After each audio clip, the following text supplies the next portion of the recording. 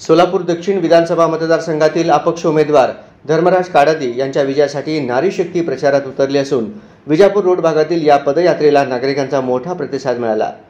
सौ उमा काडादी, सौ तेजश्री काडादी, सौ सुप्रिता चाकोते, माजी महापौर सौ अलकाताई राठोड, प्रियांका हत्ते यांच्यासह माता भगिनी तरुणाई या पदयात्रेत सहभागी झाली होती। माजी मुख्यमंत्री वसंतराव नाईक यांच्या पुतळ्यास उमा काडादी यांनी पुष्पहार अर्पण करून अभिवादन केल्यानंतर या पदयात्रेला सुरुवात झाली। कमलानगर, सुशीलनगर, नेहरूनगर, माशाळवस्ती या भागातून पदयात्रा जात असताना नागरिकांनी मोठ्या उत्साहाने पदयात्रेचे स्वागत केले। उमा काडादी यांचे औक्षण करून विजयासाठी शुभेच्छा दिल्या। सुशीलनगर येथे श्री महालक्ष्मी देवीचे दर्शन घेऊन उमा काडादी यांनी विजयासाठी प्रार्थना केली।